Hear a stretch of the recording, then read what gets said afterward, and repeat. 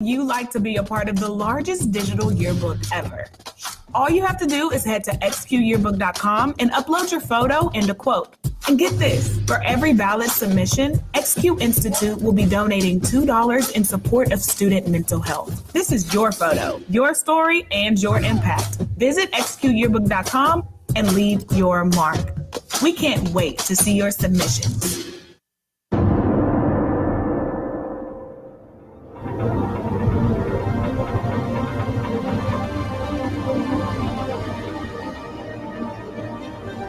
Broadcasting from the heart of Central Florida, you're listening to the most electrifying show in media,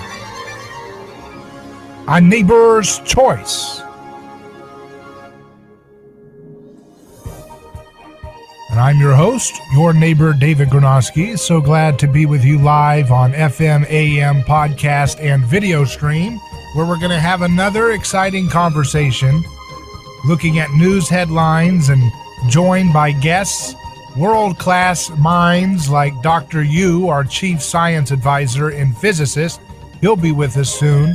We'll also hear from Jeff Deist, the president of the Mises Institute, which is on the cutting edge of understanding markets and the economy and how pricing and debt and all these different things factor into our daily lives. That's what we do, a holistic approach on this show. We give you physics, we give you chemistry, we give you economics, we give you current events, all guided by one simple theme, which is personhood, not groupthink, guiding us along these different things that have every bit of relevance to our lives. And that's what is the problem with our time today, is that there are so many people who want to just compartmentalize topics and not look for patterns and systems thinking, right? If you don't have a system thinking approach to things, you'll miss out on a lot of opportunities for wisdom and discernment when things seem funny or weird or not right? And that's why we have to understand how all these different fields of research and knowledge kind of work together with patterns and principles guiding us along the way. Mark Lobliner says, a virus so deadly that they will send people to the house of those non-vaccinated to tell them to get vaccinated to protect the people who have the vaccine, who have come to said unvaccinated person's door and can potentially spread the virus to other vaccinated people. And then they have a image of throwing their hands up. That's the narrative he's trying to understand, how that makes sense. Congressman Thomas Massey, a representative from Kentucky, says those who have recovered from COVID should ask this question before taking the vaccine. For my cohort, which includes age, sex, health, etc., do the benefits of the vaccine outweigh the risks? Why isn't CDC collecting and accurately reporting the facts required to answer this question? So it's an interesting question. At least some representatives have some conscience and some ethics to engage these questions openly in a time of universal deceit, telling the truth. What is that? That's a very treasonous thing to do, isn't it? Right? And that is one of the things that we have to deal with. Tucker Carlson had the journalist Glenn Greenwald, who was a darling of the left-wing media. He was a darling because he is a person on the left. And when he was doing revelations with Snowden, he was getting all the awards they could possibly come up with. But, things are different now. And the same left, they've lost their mind. They're in a state of mania. And now their principles for civil liberties, all those different things totally are thrown out the window now.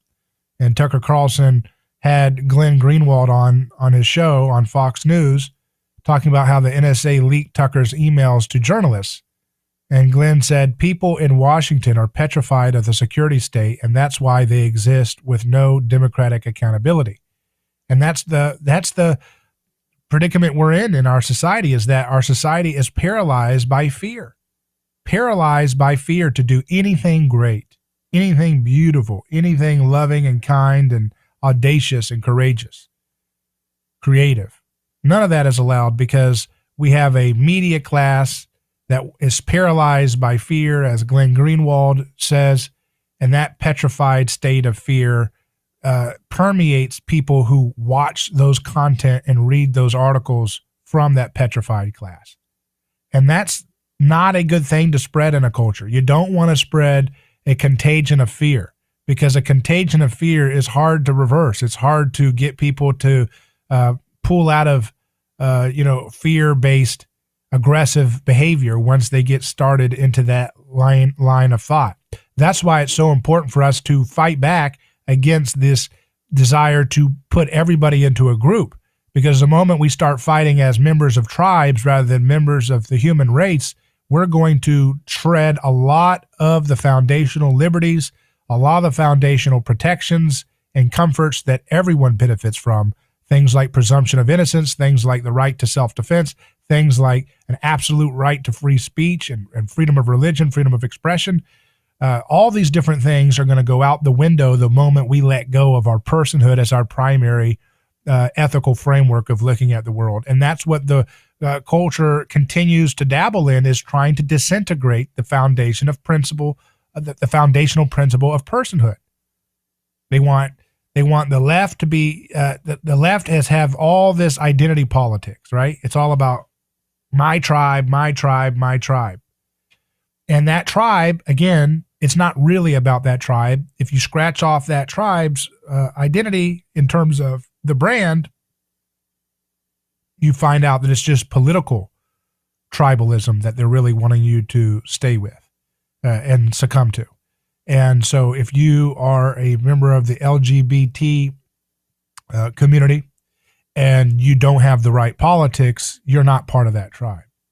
If you are a black person but you don't have the corporate communist flavor of the month politics that the TV tells you to have, then you don't get to be a part of that tribe. That's how they operate. It's a lie from start to finish. The whole selling point, these narratives they try to sell us. Oh, join this team. Okay. Well, can I just be myself? Nope, not allowed. TV demands conformity. That's a totalitarian mindset. Total submission, your mind, everything, to a manic, insane ideology that demands total obedience in the way you speak, the way you think, who you associate with, and it's a disaster. We should totally reject that contaminating, disgusting, totalitarian mindset, because it will set all of us back. It will decay our neighborhoods. I heard ABC News on the radio here before we began this broadcast. For those listening on FM and AM, you might have heard it, where they were saying, "Oh, and Biden he's going to sell us his infrastructure package, and he's trying to build bipartisan support." And then she put in a little note about how, those Amtrak trains we have, they're 50 years old. Can you believe it? I mean, it just sounds, it's like, how low, how do I put this? How low info do you have to be to hear that report and not notice that that's a selling, that's a persuasion? If someone says, oh, those Amtrak trains today in the news, they're 50 years old. Meanwhile, Biden's trying to sell infrastructure bill that he's got, and he wants bipartisan support.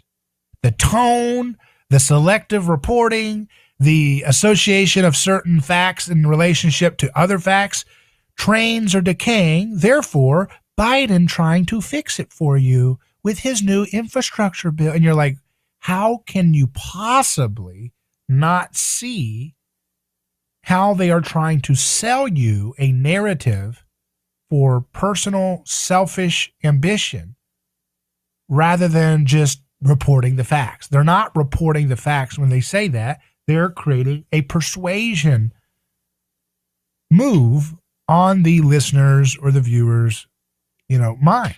And that's something that we should be on guard against, because there's no place to have a society that can flourish if you're going to just allow that kind of aggressive propaganda to go on by without people being trained to have discernment for what is happening in a report like that. That's just one example, but it happens 24/7 with media, both entertainment media and social media and the old line corporate TV and newspaper media. They're always selling you on conform. And what is it they want you to conform to? It is a Christless Christianity. It is a vengeance-based mutation of Christianity. They want you a part of that religion. They want you a part of that religion. And they're trying to sell you hard on it. And one of the reasons why it's been effective is because we have had a kind of a bad idea of religion that we think, oh, religion is that which has to do with belief in God or gods or demons and angels. That's not what religion has always. Religion has those elements in it sometime, but more importantly, religion is about what binds a community together with a sacred, transcendent mission and story. And so when you see all these corporate brands, I saw Kellogg's is in on pushing young children to come up with their own pronoun. They're selling you on a religious worldview. They may not see it as a religious worldview. They may not even see it as selling you, but whatever it is, that's exactly what it is. They're trying to proselytize. They're trying to get you to convert to their all-encompassing worldview, which is a Christless Christianity. It is a Christless Christianity. It's trying to have the concern for victims that Christianity provides the world, but without any of the forgiveness, without any of the focus on the individual person, without focusing on redemption, without focusing on nonviolence. It guts all the good stuff out of Christianity. It tries to, and replaces it with a totalitarian perversion of the same victim concern that Christianity brought into the world. Thank God. And that's why we have to be aware of it on that level, which is an anthropological level, and we have to be able to equip the generations that come after us to have the discernment to be able to see that this is a clash of worldviews. This is a clash of religions. This is not a battle between, okay, religions are gone, and now we're in this utopian, neutral, secular space. That's hogwash. The word secular came from Christianity. You're in the fishbowl of Christianity. This is just this radical victimism, or what we would call political correctness, or what people call McWokeism, is simply a ripoff, a microwave, cheap imitation of Christianity, but it's very costly for the victims of our society because it will not address real victimization. That's what we do on this show. Biden and all the McWoke people, they're doing nothing to stop people who should be pardoned and set free from the bowels of prison. They do nothing for that. That will be the last thing they do. They would do nothing to end endless wars. They would do nothing to stop murderous, violent sanctions against innocent civilians around the world. They will do nothing to stop ripping communities apart with a war on drugs, with a war on other vices. They would do nothing to stop the victimization of every person by these crooked, fake trade deals that manage our economy. They would do nothing to stop occupational licensing laws that end up predating people who are trying to get out of poverty and create a business, but then they get raided because their barbershop wasn't up to date on licensing or what have you. They do nothing to defend real victims, but they try to act like they're the only game in town for defending victims. It's quite the hypocritical joke. And that's why it's important for us to have discernment when we look at news headlines and try to stay away from that stuff as much as possible, but also don't do this kind of retreatism where you don't have the ability to engage the public square with courage and joy and conviction as we contend for the true faith, in contrast to the fraudulent ripoff faith that America is being sold on accepting. We'll take a break and return live on A Neighbor's Choice. I'm David Gronowski. Call in at 727-587-1040. That's 727-587-1040. Or you can send a comment on our YouTube stream or question, and we will get to them as we can. Back in a moment.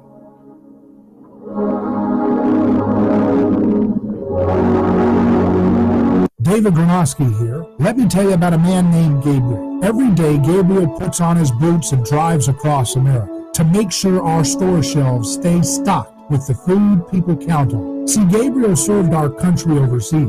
He knows that America stands for freedom, quality, and caring for others the way we would like to be treated. That's why when Gabriel saw food shelves getting low during the pandemic, he hit the road as a driver with Oakley Transport. In the land of the free, where no one should go hungry, we need heroes like Gabriel to help keep America fed. CDLA driving professionals, join Oakley Transport today. Keep America fed. Visit oakleytransport.com or call them today at 1-877-8-TANKER. That's 1-877-8-TANKER.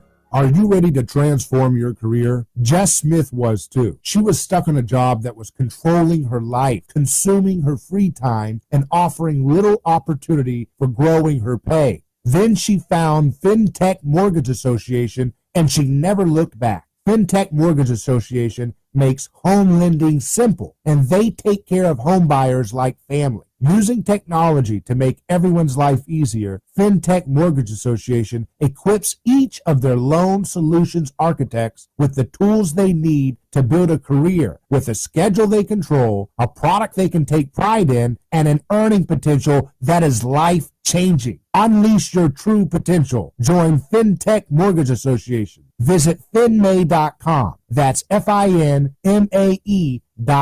You're in charge now. NMLS ID 1492187. Equal housing lender.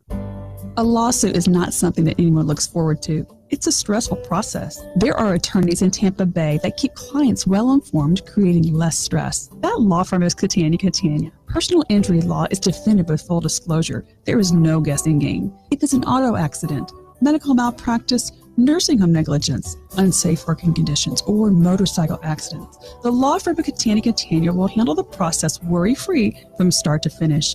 Many victims don't realize they have a claim for the loss until they talk to Catania. They only represent private individuals and treat every case as if it's going to trial. Putting families first is more than just a slogan. It's their way of practicing law.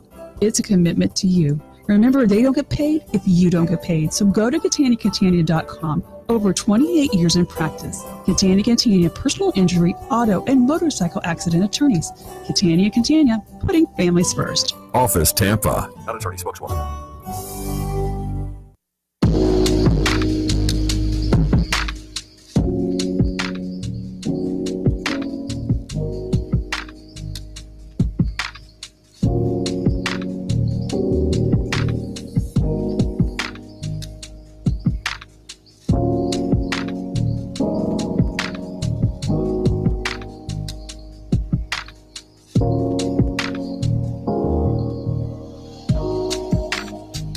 Neighbor's Choice is back.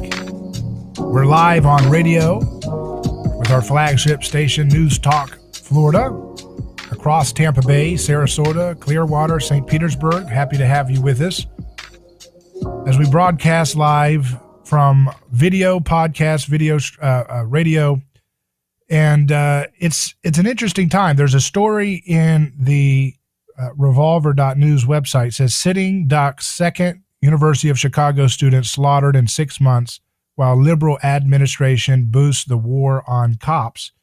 And it says, perversely, censorious school administrations increasingly bleat about fostering a, quote, safe learning environment for sensitive students. But they're not talking about protecting students from vibrant and diverse outbursts of urban gunfire. They're talking about protecting them from mean words by installing a draconian censorship regime dragnet. According to the regime ideology that has captured American institutions, the imperative to protect sensitive gay, minority, or female students from political incorrectness transcends that of providing basic physical safety, especially if providing real safety for students like Max Lewis would require violating implicit speech taboos. And so it is unsurprising that despite Chicago Alderman Anthony Napolitano calling the city a war zone, the overwhelming share of political pressure at Chicago is exerted in the direction of less policing. An activist faction of students persistently demands the total abolition of Chicago's police department.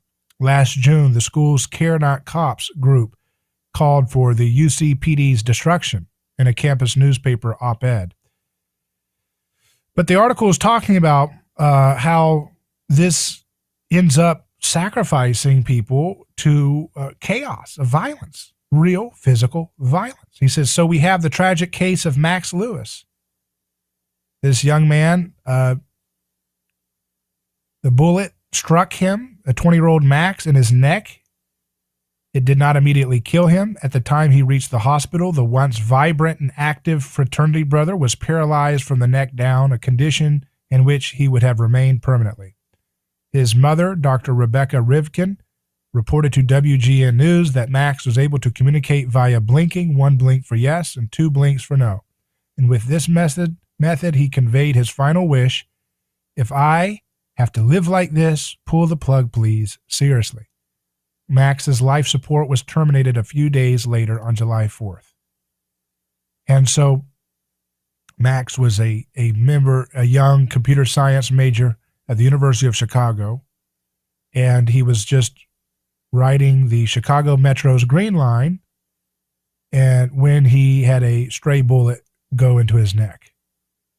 And this is a decadent and sad and terrifying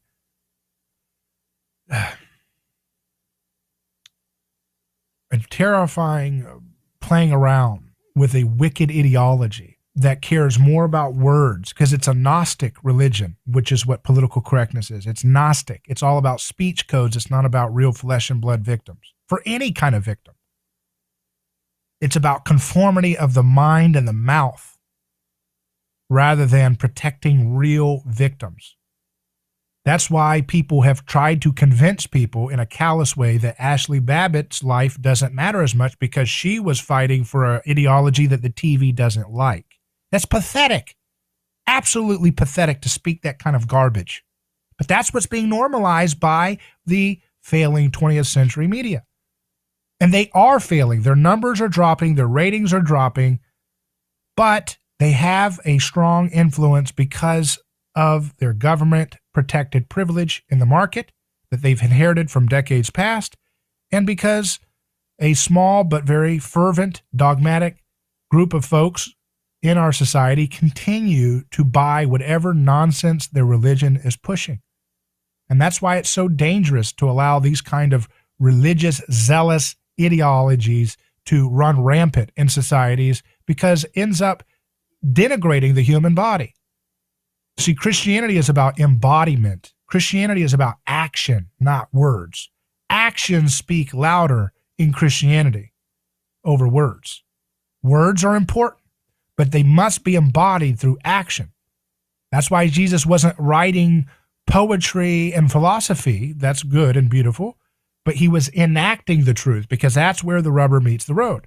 You can talk a big game about how you're for justice, but then you demonize people who die because they're in a different ideology than you. You have nothing to do with justice. You can talk all day long about you want to help minority communities, but then when you elect, bigoted statists like Biden, who have spent their entire career predating minority communities to get where they're at, then your actions betray your lying words. Actions speak louder than words. And they're trying to put all their focus on creating safe spaces based on you're not allowed to talk about math, you got to ban Shakespeare, but they don't care when skulls are shot with bullets. That's Gnosticism. We are dealing with a theological battle right now, my friends, and it's time to get our heads straight. This is a theological battle between a kind of Gnostic, mutated, perverted twisting of Christianity and the real thing. And it's time for folks who say they're Christians to start acting like real Christians and challenge this toxic groupthink and come to our neighbor's ally, come to their side and protect them from this sacrificial, violent machine, because it will gobble up all flesh and blood in its obsession with words. Back in a moment. But retrieved by Petrie. Lightning strikes twice. The Tampa Bay Lightning win their second straight Stanley Cup. Back-to-back Stanley Cup champions. Congratulations to our Tampa Bay Lightning. From News Talk 1040 WHBO. President Biden defending the decision to bring remaining U.S. troops back from Afghanistan, saying he does not believe a Taliban takeover is inevitable, saying Afghan forces are well equipped. He says plans are ahead of schedule and will finalize by August 31st. The United States cannot afford to remain tethered to policies creating a response to a world as it was 20 years ago. We need to meet the threats where they are today. The urgency now protecting thousands of Afghan citizens who helped U.S. troops who have been offered a safe haven in other countries until visas can be processed. The CDC says the Delta variant is driving up new infections, the 7-day average up nearly 11%. Health experts are stepping up their outreach to unvaccinated areas. Jobless claims also ticking upward slightly last week, with 373,000 Americans filing for first-time benefits. In Surfside, Florida, crews recovering more bodies. The death toll now stands at 60. Michelle Franzen, ABC.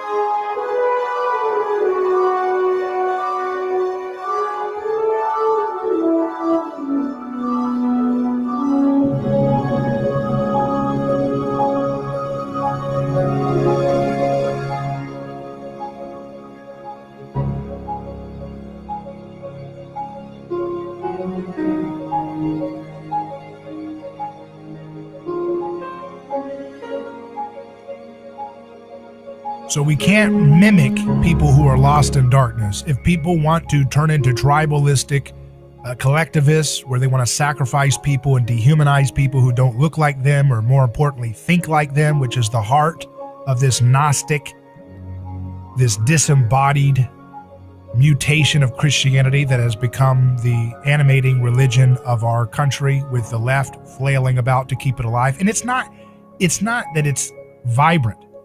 It's that it's dying, but in its slow death, it can cause a lot of pain and suffering for people. And so we have to help folks, our neighbors who are caught up in the narratives and the persuasion because they don't have discernment to some extent, and they're not able to cut through the noise and the religious proselytizing disguised as hard news. I'm telling you, I think the hard news, the so-called hard news shows, are worse than the opinion shows, because a lot of people just don't have the discernment to pick up on the propaganda style persuasion techniques that are being used in these hard news shows to color their perspective of the world, and to color their perspective in an aggressive, defeatist kind of mutated lens that's just not accurate. It's not true. It's not real.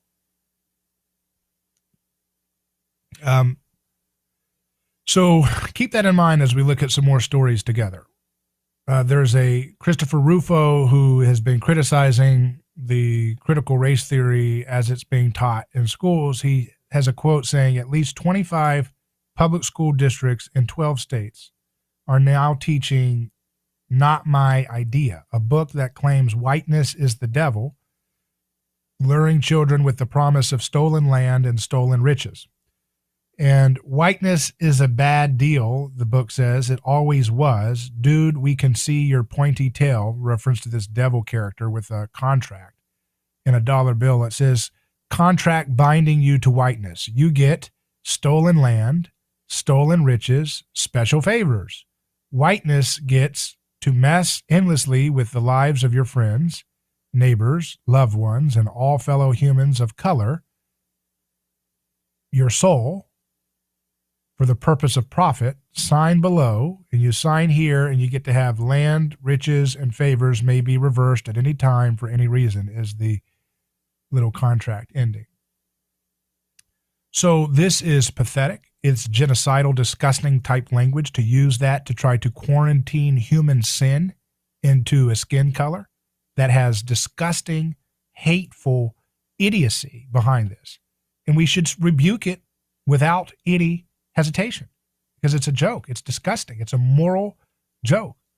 And one of the things that we have to be aware of is the fact that if we don't push back on these things with not just reacting to it, because see, the reactionary thing to do is to say, oh, okay, well, whiteness you're saying is bad. Okay, then that's my favorite thing about me now.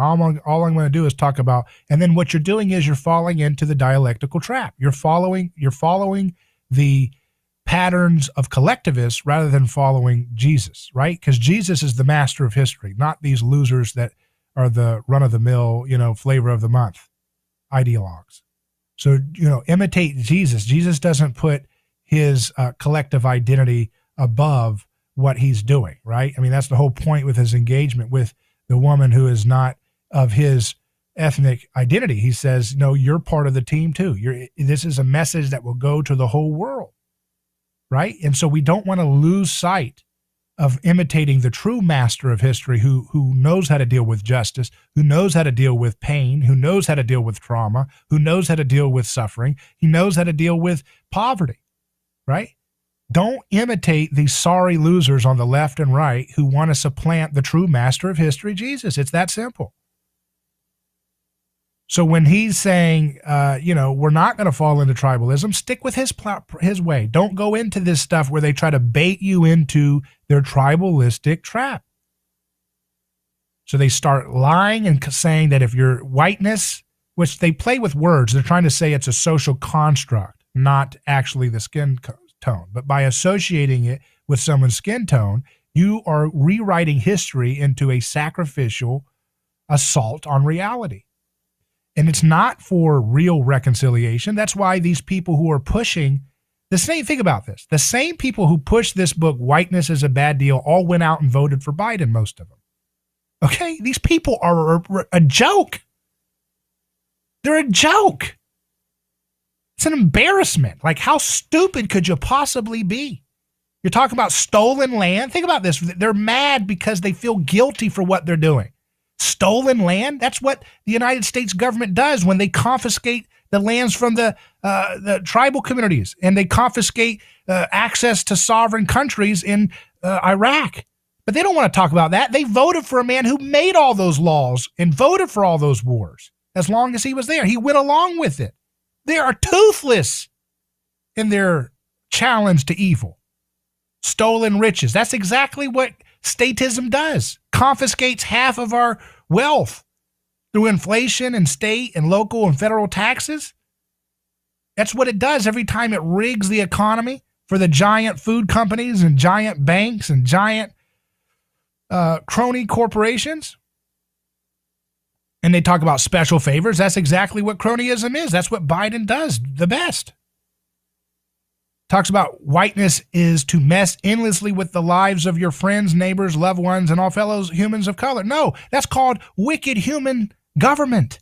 But see, this is demonic because it's trying to scratch the itch of justice that people feel, but do it in a way that never solves the justice pain, never solves the actual issue, never brings mercy and grace to the victims of this system of sacrifice, but just tries to reorient sacrifice into another direction. Shame on these pathetic, hateful, blinded ideologues. They know not what they do.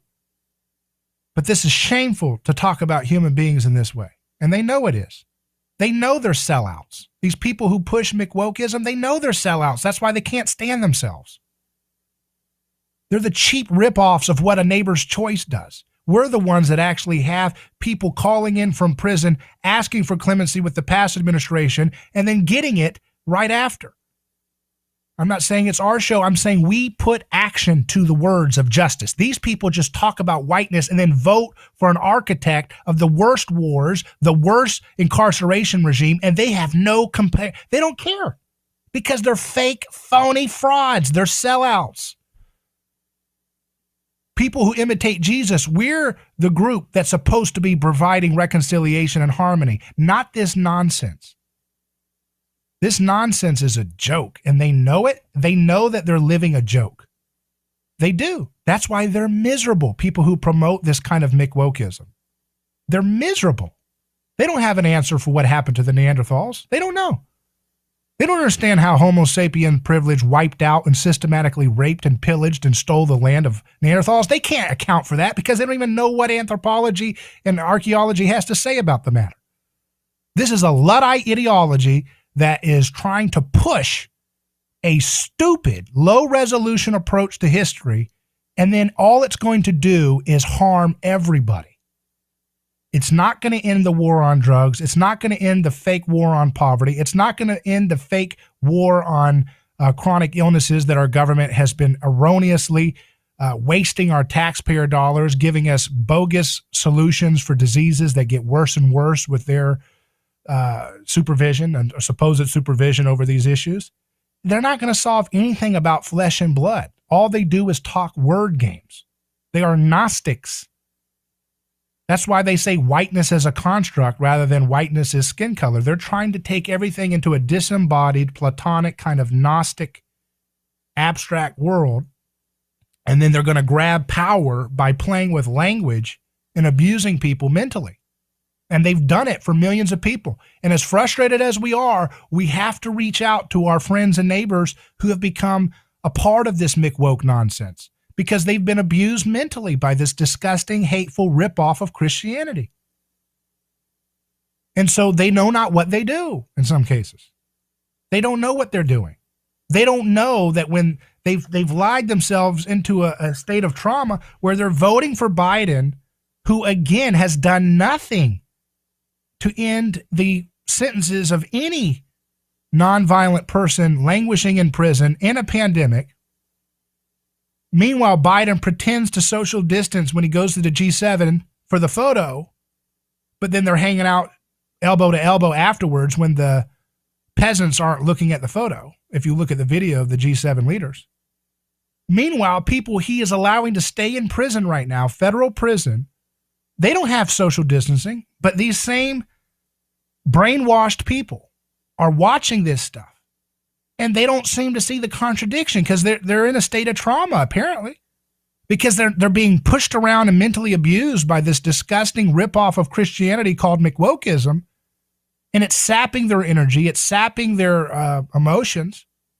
And they want to break free from the mental prison, but they don't know what to do because the right doesn't provide the right answer. You see how this works? The right doesn't provide the correct answer. So they're stuck in this mental prison of leftism, but they don't know how to get out because they look at what the right typically offers and they're like, well, that's not right either. So they don't know what to do.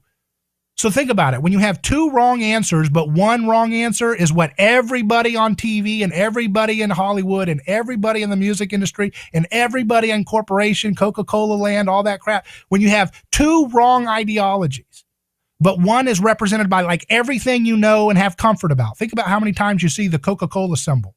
And when they come out ardently for McWokeism, what are you going to do? You're going to pick the wrong ideology that has no standing in any corporate world?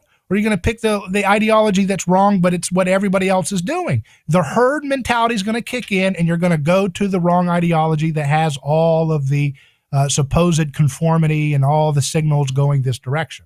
That's a safe place to be.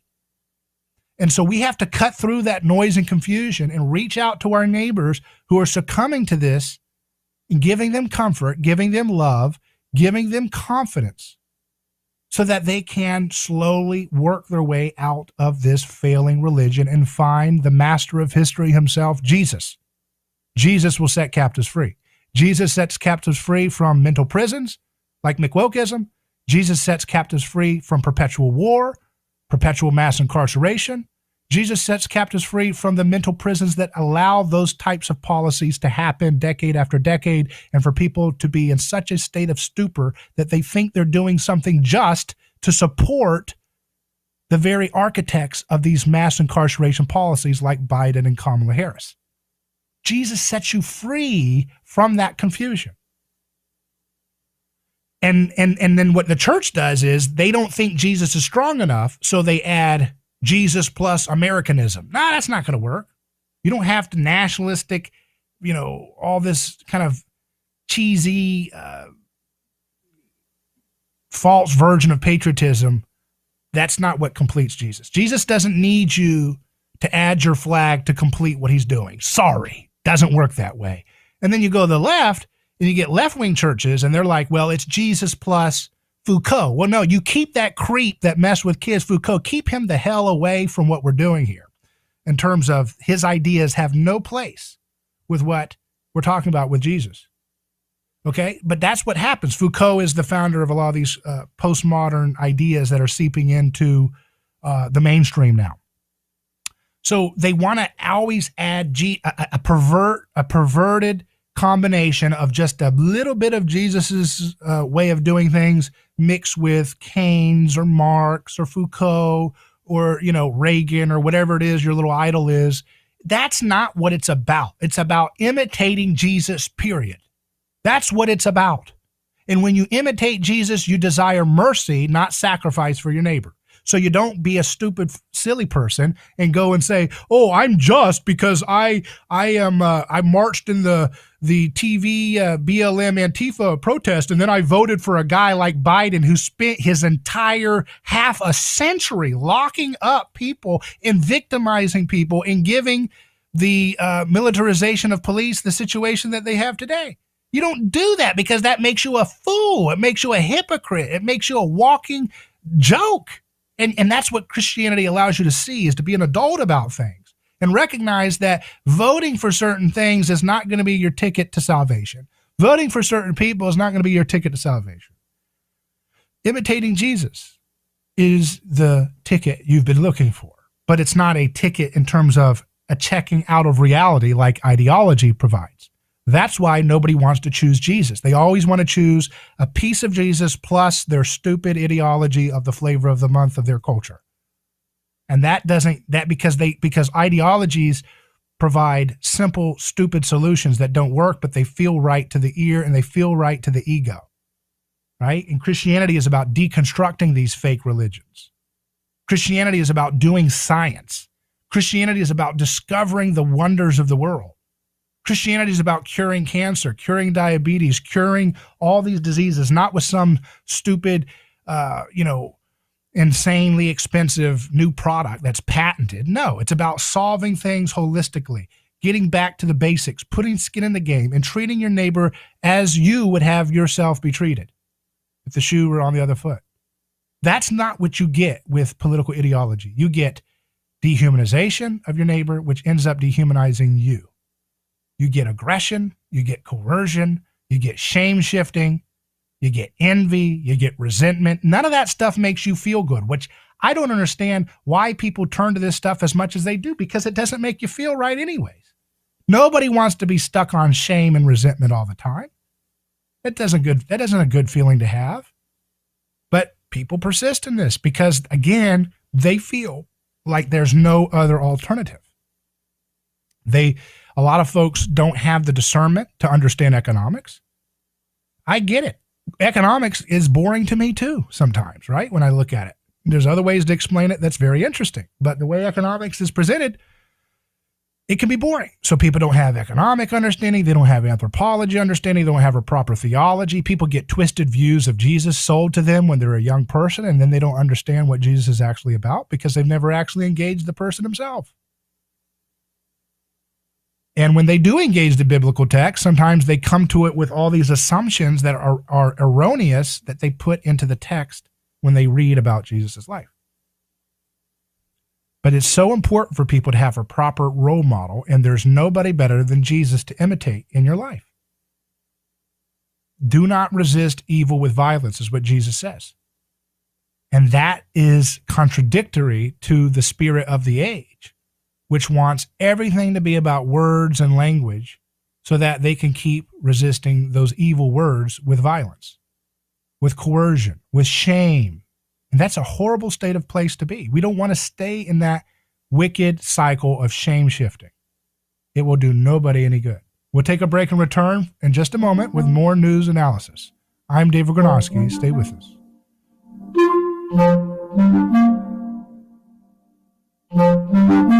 Hello, this is David Gronowski with A Neighbor's Choice. I've got a mission for you. I'm a big believer in eating family farm-raised, high-quality, grass-fed beef. That's why I'm a frequent customer of White Oak Pasture, a 6th-generation beautiful farm in southwest Georgia. Support sustainable, delicious meat of the highest quality. Ask for White Oak Pasture's beef at your local grocery here in Florida, or go to whiteoakpastures.com, and first-time customers get 20% off on purchases with our exclusive coupon code NEIGHBOR. Who is your neighbor?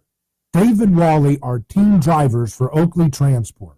One day, they came across a very serious accident on the highway. Some might pass on by, but Dave and Wally saw there was no time to waste. They jumped into action and saved 2 people's lives with moments to spare. That's the kind of courageous love we need more of today. It reflects the respected culture Oakley Transport develops with their driving professionals. CDLA licensed drivers.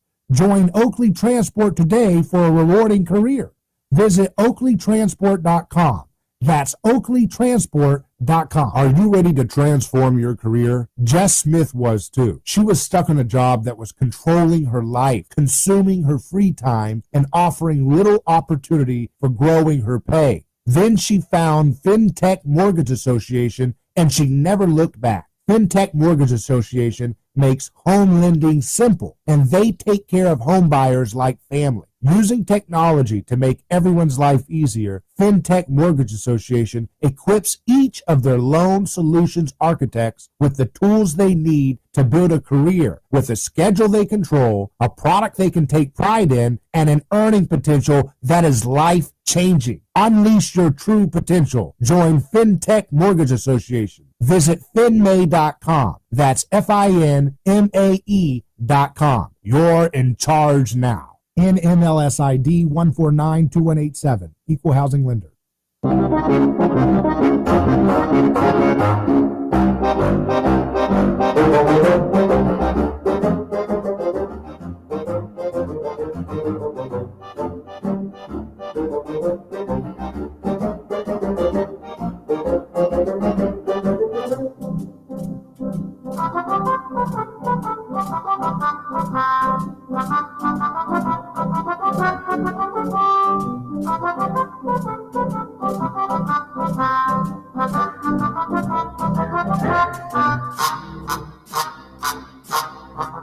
I'm Neighbor's Choice returns. I'm David Gronowski. Let's look at some of the comments coming in on our stream here. Lucas says, yes, quietism and pacifism is not the way. We must engage. Another says, amen. Another says, Chris M. interview censored. Please explain. I guess he's referring to, I interviewed Peak Prosperity's host, Dr. Chris Martenson, who's a scientist, about a lot of the stuff regarding the pandemic and all of that.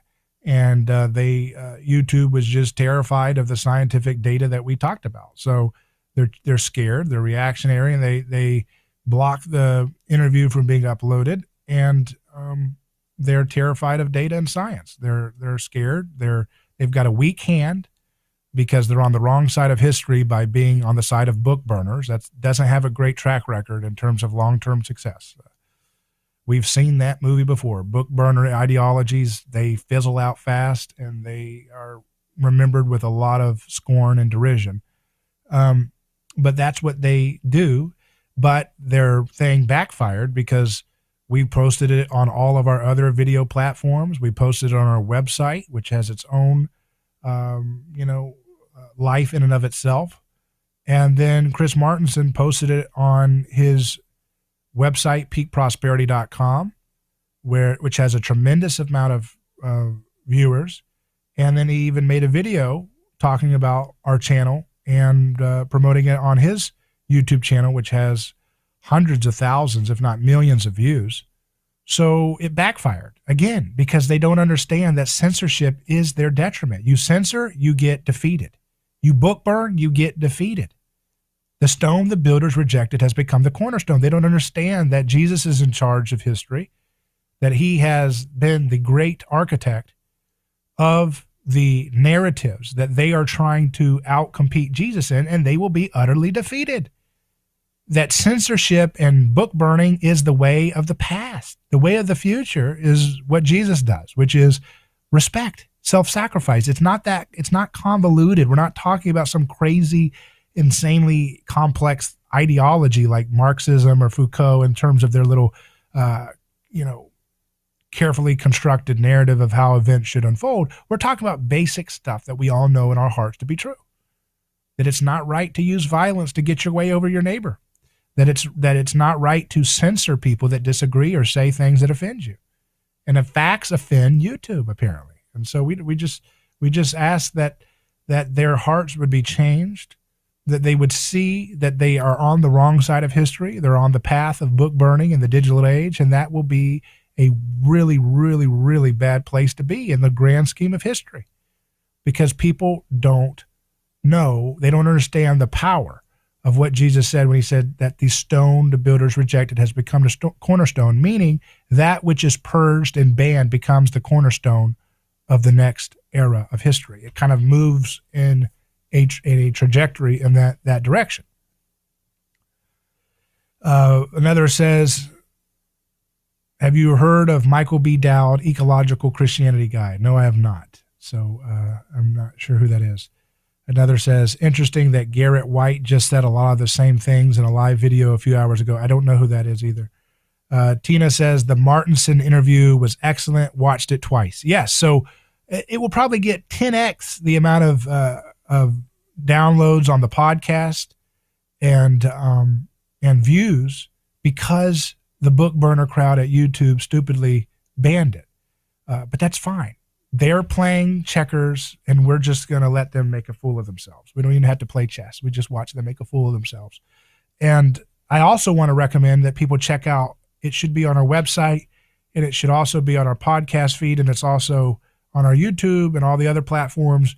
Our new interview, you should see it on the highlight menu at aneighborschoice.com at the top of the site. Our new interview with groundbreaking Galileo for cancer research, Dr. Thomas Seyfried of Boston College, a scientist who has been doing excellent scientific reporting on what is behind the rise in so many of the cancers and how to address them through metabolic pathways like ketosis and other non-toxic modalities to address this problem at the mitochondrial level.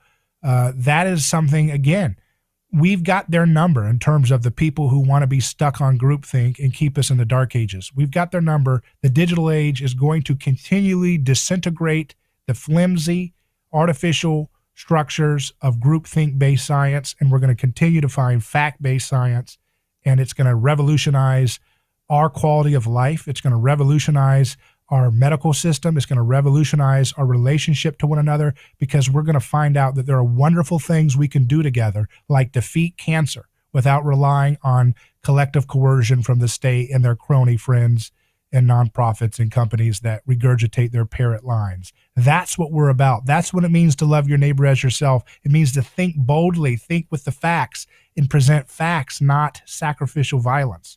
That's what government does. They want to have a monopoly, and then they exclude everybody else, and nobody's allowed to have an opinion. That is stupid. It's dumb. That's so outdated. It's brutish. It's pathetic. It's vulgar. What we're going to do is we're going to do what educated minds do, is we're going to explore the data. We're going to follow the facts, and that includes with cancer. And so you thought they used to censor stuff about this new virus. Wait till you see what they do when people start to make breakthroughs with cancer. They'll probably censor the heck out of that too, as they've probably done in the past. That's what people who don't have intellectual sophistication do. They're just bullies, and they know not what they do. So we'll take a quick break and return. We're going to shift to Science and You with Dr. Yu, as well as Jeff Deist with the Mises Institute. Stay with us, but for now, Godspeed.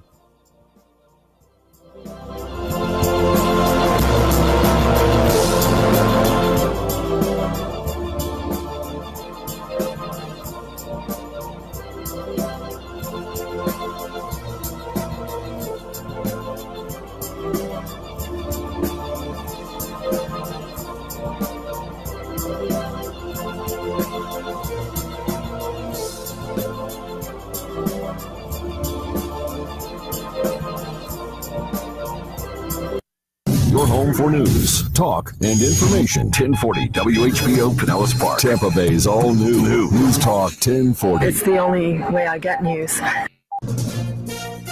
From ABC News.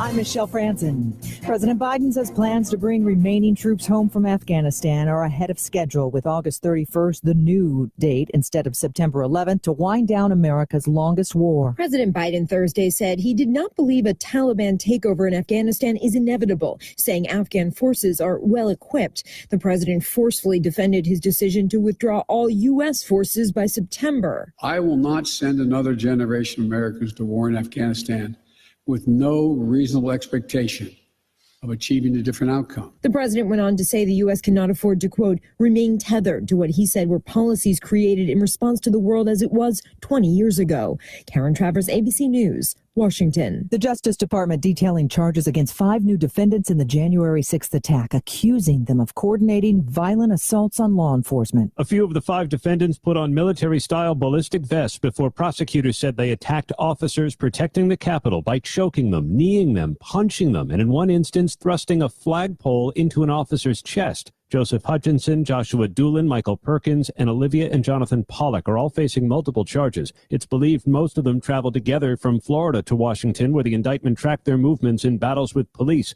including one where Jonathan Pollock is seen leaping over a group of rioters to attack a police line. Aaron Katursky, ABC News, New York. In Surfside, Florida, the death toll rising to 60 at the collapsed condo building site. Miami-Dade Mayor Daniela Levine Cava says even though it's now a recovery mission, crews are digging carefully. Essentially, we are taking as much care as ever to proceed to find victims in the rubble. 80 are still unaccounted for. Tropical storm Elsa on the move, gaining some strength as it races up the mid-Atlantic toward Virginia and D.C., bringing with it heavy winds and the threat of flooding. You're listening to ABC News. If you have unfiled taxes or are in debt to the IRS, this is important news. The IRS just rolled out a new program to help struggling taxpayers more easily resolve their tax problems. It's called the Taxpayer Relief Initiative, and it opens up powerful new options for people looking to get back on the right track with the IRS. And no one knows this program like the professionals at Optima Tax Relief, America's most trusted tax resolution company. They've resolved over $1 billion in tax debt for their clients and have the expertise and experience to help you. One easy call to Optima can start the process, helping to put an end to your worries of wage garnishment, asset seizure, and other aggressive IRS actions. Make today the beginning of your fresh start with the IRS. Call the experts at Optima Tax Relief now for your free confidential consultation. Call 800-343-6460. 800-343-6460. 800-343-6460. Optima Tax Relief. Some restrictions apply. For complete details, please visit OptimaTaxRelief.com. No spectators allowed at the Tokyo Olympics. That decision today as Japan increases restrictions in the capital city because of COVID-19. ABC's Anthony Trotter is in Tokyo. Japan's government will impose a 4th COVID-related state of emergency for Olympic host city Tokyo. The emergency declaration is set to last the entirety of the Summer Olympic Games, making it the first of its kind held under such conditions. The decision comes as new daily coronavirus cases in the capital reached upwards of 1,000 this week. State lawmakers have returned to the Texas state capitol to take up matters that they didn't get around to passing during the regular session this spring. The agenda, a reflection of the governor's legislative and political priorities. A poll done last month showed that only 19% of Texans believe that ineligible people frequently cast ballots. But Republican Governor Greg Abbott is pushing a bill that he says would enhance the state's election integrity. Democrats walked out of the last session to prevent a vote on the matter, and a furious Abbott stripped the legislature of its salaries.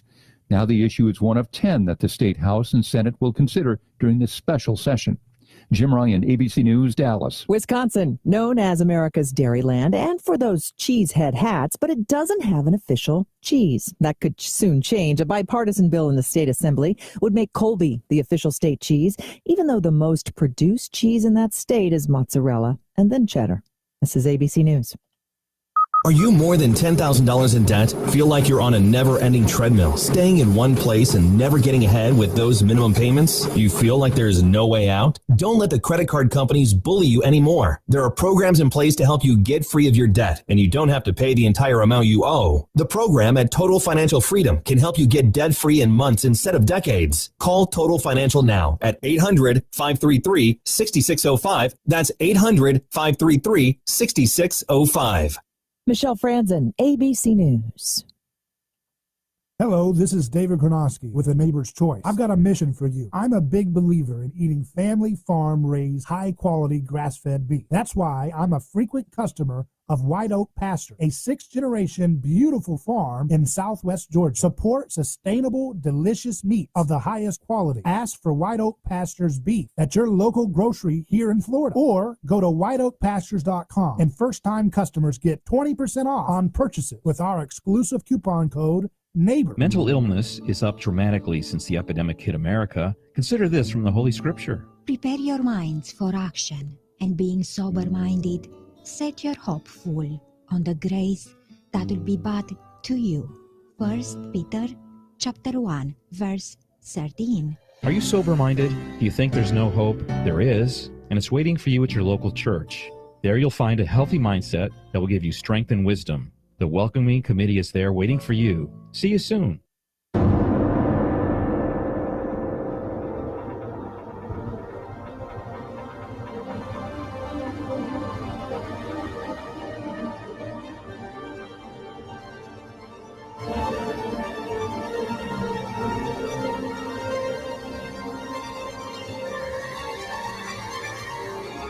A Neighbor's Choice is live, and I'm your host, David Gronowski. So glad to be with you live for another hour of our broadcast. Together, we're going to look at the news, guided by principles like personhood, not tribalism. And to do so, we're going to get into the field of science for this first segment. That's called Science and You. That's where we talk about you and your relationship to the scientific world. We look at news headlines, and we do so with our chief science advisor and physicist, Dr. Yu. How's it going, Dr. Yu? Having me on, I'm doing great. Great having you on, and I look forward to some of these stories together. So let's hit the ground running. Here's a story in KTVU.com by, it's a Fox outlet that says cell phones and cancer. New UC Berkeley study suggests cell phones sharply increase tumor risk. And it says researchers took a comprehensive look at statistical findings from 46 different studies around the globe and found that the use of a cell phone for more than 1,000 hours, or about 17 minutes a day, over a 10-year period increased the risk of tumors by 60%. Researchers also pointed to findings that showed cell phone use for 10 or more years doubled the risk of brain tumors. Joel Mauskowitz, director of the Center for Family and Community Health with the UC Berkeley School of Public Health, conducted the research in partnership with Korea's National Cancer Center and Seoul National University. Their analysis took a comprehensive look at statistical findings from case control studies from 16 countries, including the U.S., Sweden, United Kingdom, Japan, Korea, and New Zealand. Cell phone use highlights a host of public health issues, and it has received little attention in the scientific community, unfortunately, said Mauskowitz. Cell phone use has increasingly become a part of people's daily lives with the emergence of smartphones. Some show that 97% of Americans now own a cell phone of some kind. What's your take on this study, Dr. Yu, from what you've seen? One thing I'm going to talk about is how cell phone signal, that the radiation can harm human cell and then cause cancer or cause tumor. But before that one, I just want to emphasize, so this article, this is another study, published by, UC Berkeley and collaborated with South Korean universities, and come out that the results say cell phone do increase tumor, increase the tumor patients and sometimes causing cancer. If you use for more than 1,000 hours, and which means it's only 17 minutes a day over 10 years period, and to increase the tumor by 60%, and it could be a double the risk of a brain tumor. So that's the study. And so now I wanted to know why it matters, because this highlights the host of a public health issue. because you just mentioned about 97% of Americans now own a cell phone. So that means could be increase the risk to health. So now I'm talking about so how cell phone signal, that's particularly talking about the radiation, can harm human cell, especially in the in the brain. There are two types of radiations I wanted to make a distinction about. One type is called electromagnetic radiation, which is a wave motion. Okay, so that's not like another type of radiation. It's called a particle radiation. So that's what a nuclear reaction. You create a particle radiation, like an alpha particle, beta particle, high energy neutrons. Those two different type of radiation. The latter part of radiation that eject high energy particles, like alpha, beta particles. Beta particle basically is an electron or neutrons. Those particles can directly impact human body, human cell, can damage, can punch a hole, and can destroy them. And so that kind of radiation, that's not what we are talking about. The cell phone ejected, emitted radiation. So these are the electromagnetic wave radiation. It's a wave motion. Basically, it's a vibration of the electromagnetic field. Okay, no direct particle traveling at high velocity impact cell. So the damage is different. Okay, so we know what an atomic bomb, causes damage, burning the whole body out, destroy the buildings. But this kind of particle is a vibrating of electromagnetic field, and what the vibration have to do with the cell? When you have a high velocity, high frequency vibration, you generate heat, and those heat generate heat in your cells, especially cells that generate heat in your brain cells. What happens with heat in the brain cells? Heat also it's also create electricity in the cell, conducting electricity. Those heat and high velocity, high frequency vibration will destroy, will create heat and will destroy partially of the tissues or the atoms. So that's why if you use cell phone, partially destroy that one, and so that's why it causes damage to the cell, and the damage to the cell is what causing cancer. Okay, so that's one thing, and another thing about this constantly this is cell phone signals. If you put a cell phone next to your brain and during sleep, close to your body, what happens? Those high frequency vibrations, and just like lights, people cannot sleep well during the daylight, right? Because of those daylights create, even though you close your eye, but those daylights create vibrations, and that's exciting your body. So that's why your cell cannot rest in the still. The same thing happens to cell phone signals. It's invisible, but it is still electromagnetic vibrations, and that can make your cell constantly working because of vibrating, just like sitting in the car, constantly working, even though you sleep, but you feel tired because of those vibrations and exhaust your body and still causing energy loss. So what's your overall summary of what you take away from this study and others like it? Oh, okay. One reason is mentioned about it. Now the cell phone is getting more powerful, the signal getting more powerful, and the cell phone has more electricity energy density in the packaging. So the sound so the signal has more energy. So that means it could cause more harm, right? But the one way to avoid that one is the most important way, is keep a distance. If you keep the cell phone about 10 inches distance away from your head, brain, or from your body, it can reduce the radiation strength by 10,000-fold. So what that means? That means if you try to use with a speaker or use a wireless signal, or earphone, instead of directly put a cell phone next to your head, body, next to your head, brain, and it will help. So that's now, why. what about the Bluetooth for people that use these Bluetooth wireless headsets? Would the Bluetooth field in your ear be just as problematic, possibly, as the cell phone to your face? Right. Bluetooth also has the same problem.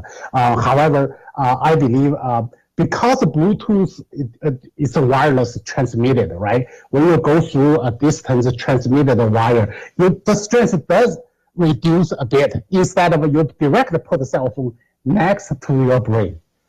So of course, so they said but you're putting the Bluetooth headset in your ear, so it's next to your brain, and it's picking up the frequency from the Bluetooth, right? Or no? That's right. However, there's a difference.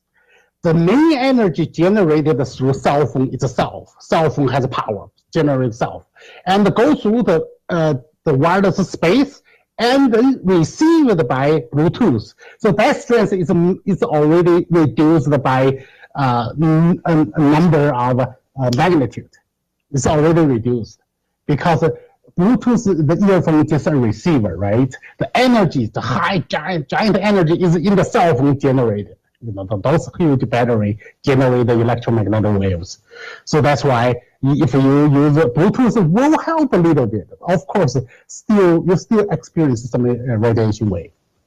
Good question. A listener asks, if cell phone is turned off at night but near your body, is that still bad? Your listener absolutely right.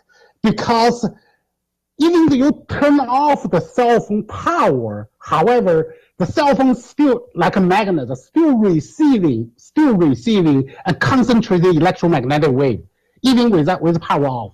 So that's how even with your cell phone power off, the people can still know where your location is, because there are something running behind beside just a direct battery route, and still receive signal. So that concentrated signal will harm your brain, harm your body if it's too close. What about Wi-Fi? Should you turn off Wi-Fi in your house when you're not using it? Wi-Fi is the same thing. Wi-Fi, Bluetooth, cellular signal, those are the same thing. It's all generated electromagnetic wave.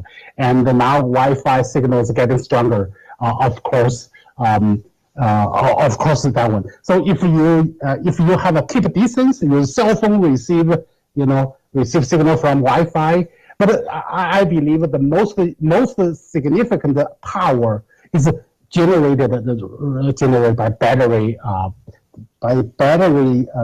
electricity, battery power. So that's too close to you.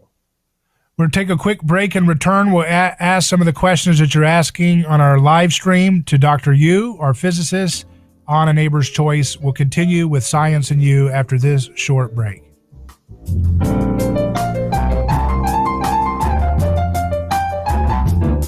David Gronowski here. Let me tell you about a man named Gabriel. Every day, Gabriel puts on his boots and drives across America to make sure our store shelves stay stocked with the food people count on. See, Gabriel served our country overseas.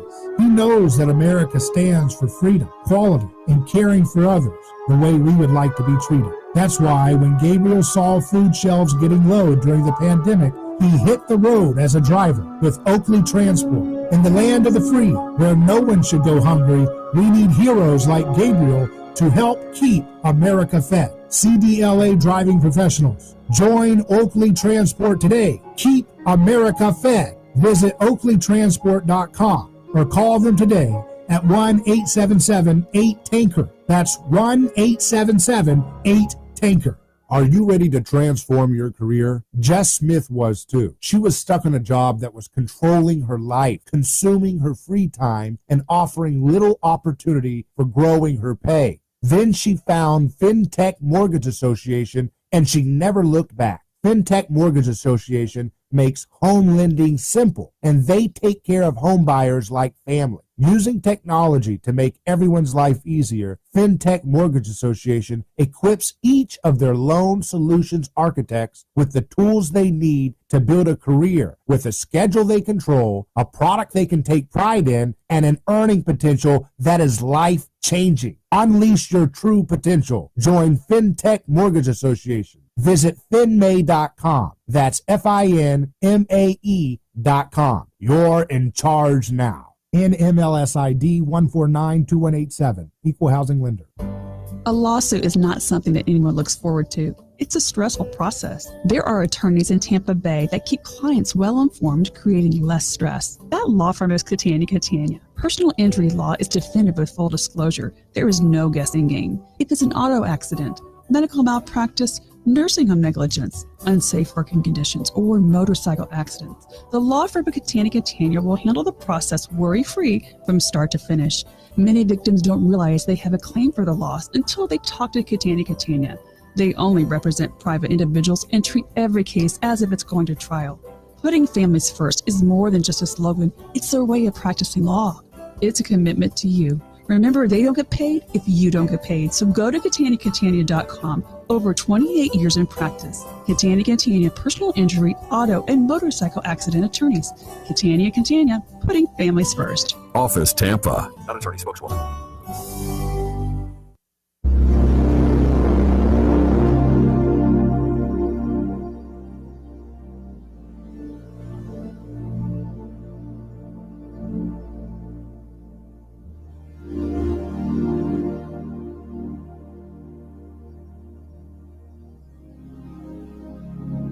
Welcome back to A Neighbor's Choice Radio. We're doing our Science and You segment. We want to give a shout out to our sponsor, brought to you by OakleyTransport.com. OakleyTransport.com is looking for CDLA licensed drivers that will keep America fed by hitting the road as one of their highly safe, highly qualified, highly satisfied drivers as part of Oakley Transport's fleet that keeps food products shipped all across this country. If you or someone you know would like to be a part of this journey with Oakley Transport, go there and let them know A Neighbor's Choice sent you. Go to OakleyTransport.com today. I'm here with Dr. Yu, our physicist friend, as we continue looking at cellular radiation studies and what they can do to our health.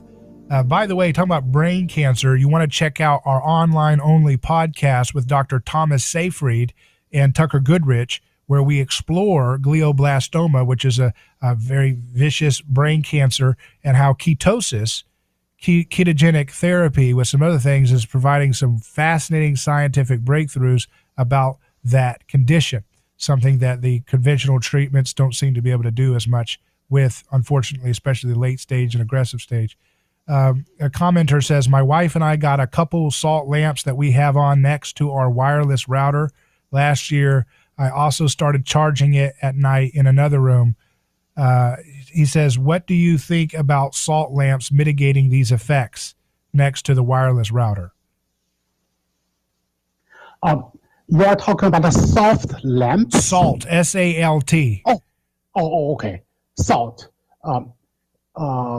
The salt, somehow it will strengthen because of its properties. They have a very strong ionized property. It can strengthen the signals, electromagnetic wave. So that could make it worse?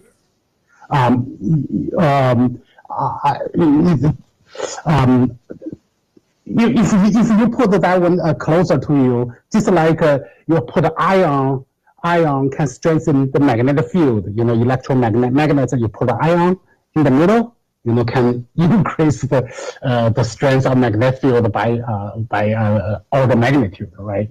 So I think that might have a similar effect. Another commenter says, "What about airplane mode and then turn it off? Would that help?"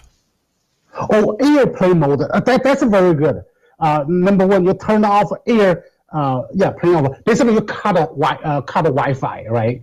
And you cut the signal. Either of course, it definitely will help. But the best way is you keep your cell phone away from your important body parts, like a brain or certain parts. You think that could causing medical problems. So keep a little bit further away from you and turn into air fly mode. That's one of the best things to do. That's true. Another asks, what about using Bluetooth to play music in your car for hours at end? Is that a dangerous thing to do? You know, using your Bluetooth to connect to your phone to put music on the speakers. Is that unhealthy to be bathing in Bluetooth field while you're driving for an hour or so? Oh, it's relative. I believe use Bluetooth earphone. It's relatively better than you put your cell phone next to you, because cell phone is amplifier. The signal come to the cell phone is not that significant. However, when through the cell phone, it's amplify the electromagnetic signals. So that's why you can hear loud voice and you have very clear signals. So that's due to battery power amplifier. So that's have higher energy. But Bluetooth, I believe Bluetooth earphone still away from the source, the high energy source. It's relatively better than put a cell phone direct to your head, but you still receive radiation signals. Maybe strength-wise is less than the former. So let's turn now. We're not going to be able to get to all of our science stories today, but we'll have to keep some of these for another time. But I want to get to this one. It says in SciTechDaily.com, were scientists wrong about the planet Mercury? Its big iron core may be due to magnetism. Oh, my goodness. There we go again. New research from the University of Maryland shows that proximity to the sun's magnetic field determines a planet's interior composition. A new study disputes the prevailing hypothesis on why Mercury has a big core relative to its mantle. For decades, scientists argued that hit-and-run collisions with other bodies during the formation of our solar system blew away much of Mercury's rocky mantle and left the big, dense metal core inside. But new research reveals that collisions are not to blame. The sun's magnetism is. William McDonough, a professor of geology at the University of Maryland, and Takashi Yoshizaki developed a new model showing that the density, mass, and iron content of a rocky planet's core are influenced by its distance from the sun's magnetic field. The paper describing the model was published on July 2, 2021 in the journal Progress in Earth and Planetary Science. The four inner planets of our solar system, Mercury, Venus, Earth, and Mars, are made up of different proportions of metal and rock.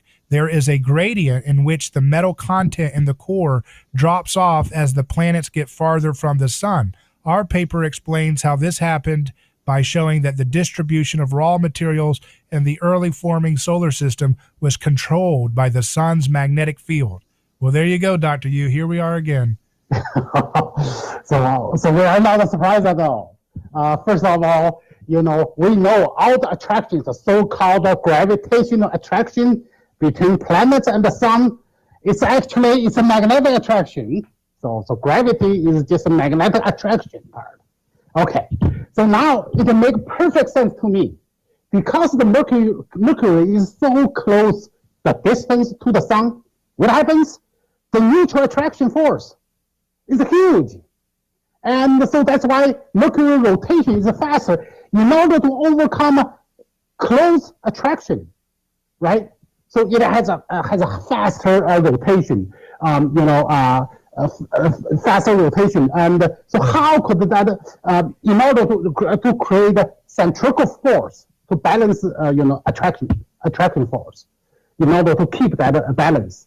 And because in the most, it has to travel fast, and in order to balance, it has the stronger magnetic or gravitational attraction between them.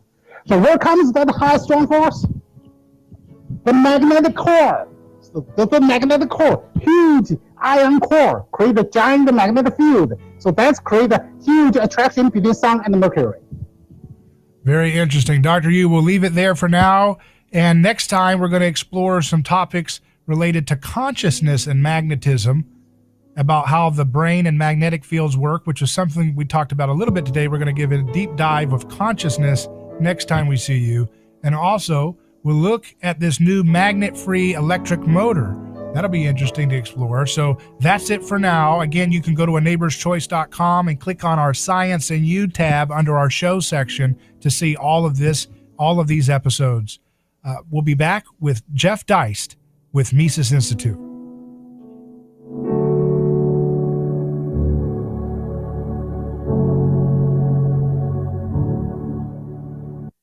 Down to 15 seconds. Puck into the corner to the right of Vasilevsky. Comes out in front. It is cleared as time winds down here in Tampa. 5 seconds remaining. Puck retrieved by Petrie. Lightning strikes twice. The Tampa Bay Lightning win their second straight Stanley Cup. Back-to-back Stanley Cup champions. Congratulations to our Tampa Bay Lightning. From News Talk 1040 WHBO.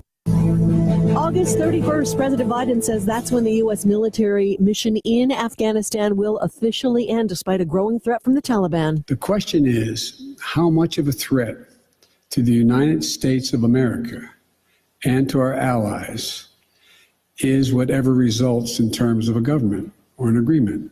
That's when that judgment will be made. The president responding to a question about what the U.S. would do if Kabul falls. Tropical storm Elsa strengthening a bit as it moves toward the Virginia coast, 50-mile-per-hour wind. Senate Minority Leader Mitch McConnell says he's optimistic a bill will come out of the bipartisan deal on infrastructure. Infrastructure's popular on both sides of the aisle, and I hope it all comes together. The deal was reached just before Congress left for the July 4th recess.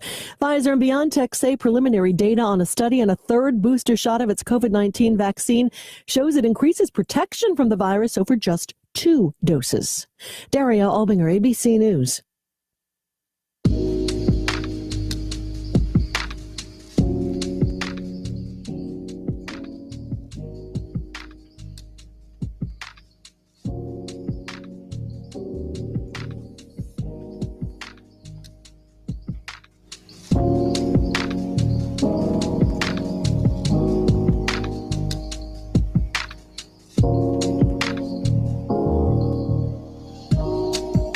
Welcome back to A Neighbor's Choice.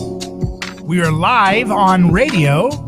We're on video stream, and we're on our website, aneighborschoice.com. And we're joined now by the president of the Mises Institute, which is the leading group for understanding free markets, Jeff Deist. How's it going, Jeff? Doing great, David. How are you? I'm doing great. And well, one thing that's not going so great, I guess, is the economy, right? That seems to be something that people are getting a little bit nervous about. The hype, the honeymoon of Joe Biden is starting to wear off, I guess, or I don't know if we ever had one, but the media sure wants us to stay in one forever. But we're starting to say, hey, maybe there's some problems here with what we've done to the economy. We shut everything down artificially for a year or so. Some folks want to keep it going. Can you believe it? I mean, I just heard the other day, Jen Psaki, the press secretary for Biden, said, yeah, you know, if any states want to do a lockdown again, we're glad to stand by them. And I'm thinking, are you kidding me? These people are nuts. They have no idea the kind of catastrophic damage they may be doing or are doing to our economy.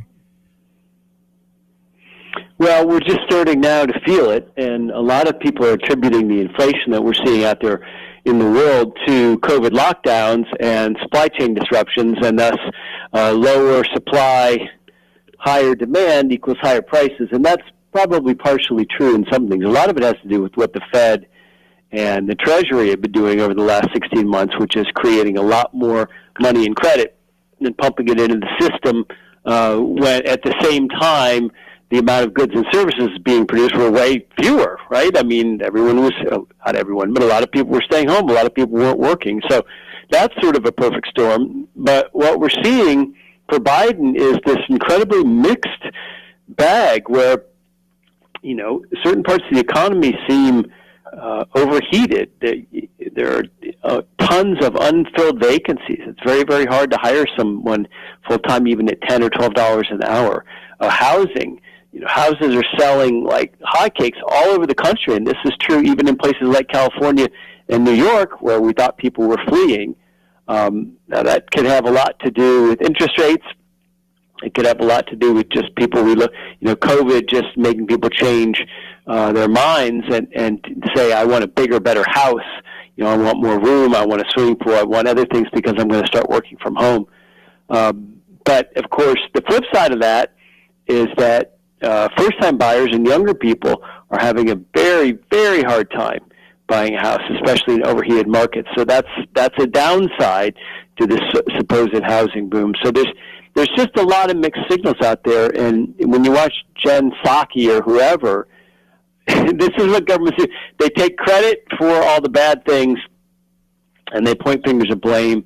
They take credit for all the good things which are happening in the economy or in society, and they point blame for all the bad things that are happening. So we don't know yet. We're still trying to dig out of this COVID thing. And I'll tell you what, if there are any more lockdowns, I think you will see markets respond very nervously to that, because if investors start to think that this is just sort of the new normal, David, and we're going to have this every few years or maybe even every few months, that's very, very bearish for stocks, because we're valuing companies with the idea that they're going to be open and able to operate normally and have employees and have customers.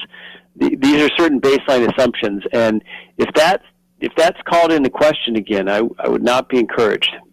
Yeah, and of course, the CNBC is saying Americans will need masks indoors as U.S. heads for dangerous fall with surge in Delta COVID cases.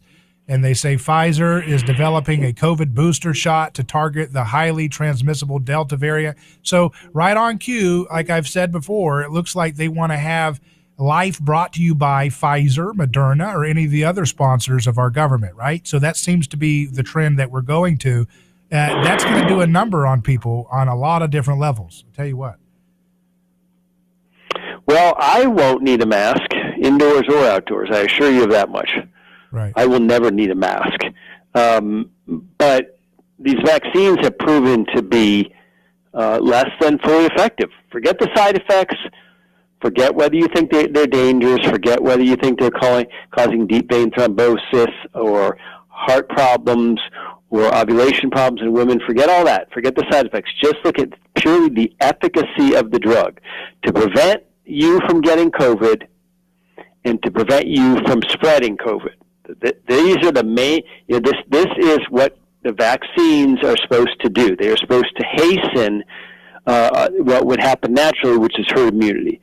And so we have tons of evidence. I have anecdotal evidence in my personal life of people who have gotten, who have been fully vaccinated and who have gotten not only COVID, but have entered the hospital with COVID after having been fully vaccinated.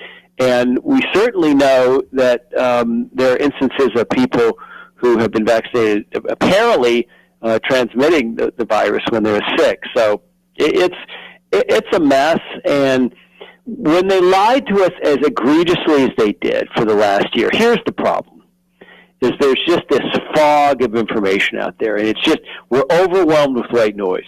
And let's not forget, in February of 2020, David, a month before this whole thing really unraveled, in February of 2020, you had Donald Trump, you had Nancy Pelosi, you had Anna Wintour at Vogue, you had Anthony Fauci, all saying that COVID was not a big deal, you didn't need to stay home, and you didn't need to wear a mask. In February of 2020, so just a month later, we're shutting down the world. So, and of course, since then, we have gotten an unbelievable song and dance, from asymptomatic spread to it lives on surfaces in your gym to you got to wear 2 masks to you got to be 6 feet apart. No, you got to be 30 feet apart.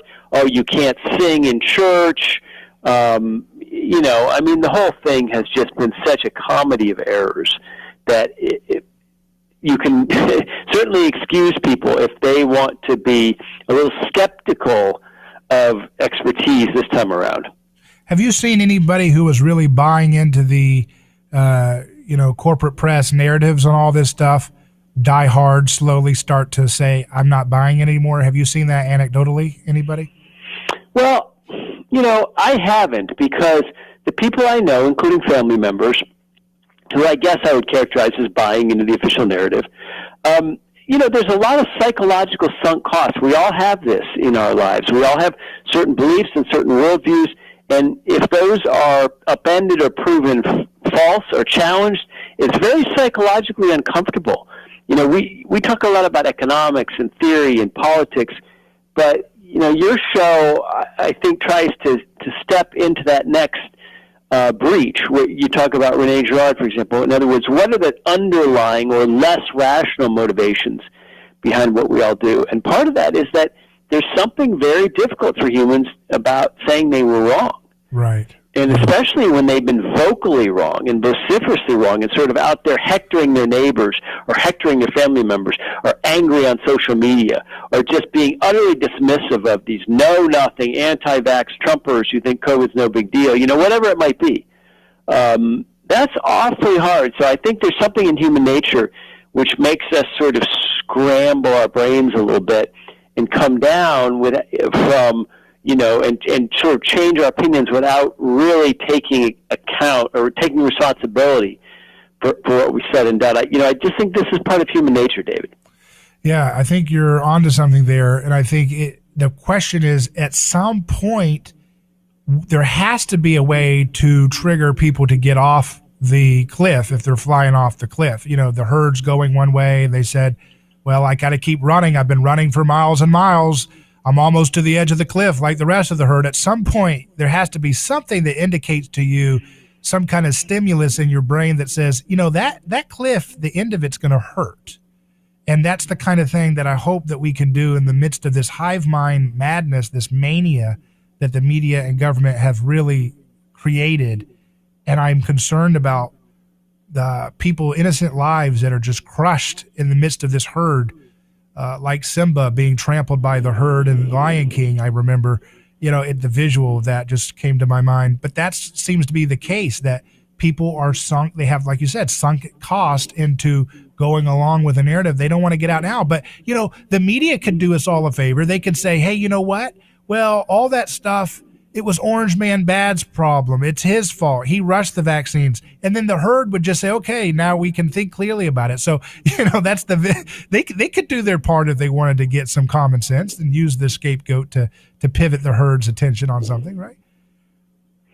Well, there's going to be more pushback this time around if they try to once again impose social distancing, lockdowns at businesses or schools, mask requirements. I think first and foremost there'll be far more pushback this time.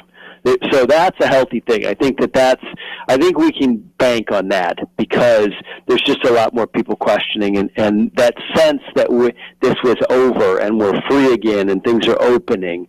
I think that's going to be awfully hard to put that genie back in the bottle. But more importantly, maybe there is a huge deadline of sorts coming up, and I would call that the fall school return. There are a lot of children in this country who have been profoundly damaged by this, who have lost 18 months of, let's say, their friends or their athletic activities at school or their part-time job or their musical instrument training or, just getting better at geometry or calculus or English or whatever they were involved in. And there were an awful lot of parents who struggled with how to deal with their children. I hate to say it, but that's the truth, because public schools are warehouses of sorts, and it really disrupted their work routines and everything to have their kids home. So I have a feeling if things aren't normal in the fall, what I mean by normal is in-person classes at the public high schools and junior highs all across America, without masks or too much weirdness, like you're putting those plastic dividers between seats and all this goofiness. That's going to be a real showdown. And teachers' unions, which are increasingly powerful, are really hell-bent on going back in the fall. It's really astonishing. After what I would argue is a year and a half of utter malfeasance in failing to do their job and teach their students. If they don't want to go back and there's some sort of showdown over union contracts or whatever, and if the Biden administration or particular governors get nervous, I already see Tokyo has now banned visitors for the Olympics. If they start to get nervous and there's a threat that school won't resume as normal in the fall, I think that's going to be an absolute watershed, sort of a turning point. I think that's where we're going to see who's ready to get past this and who is absolutely enthralled with this new bizarre normal. And that I don't know how that happens. I don't know how we manage to go into the fall without our kids back in school. That strikes me as a bridge too far. Yeah, that seems to be something that could be a pivot moment in terms of waking up some of the so-called moderates or people in the middle to say, hey, wait a second, are we doing this again? Are you serious? At what point?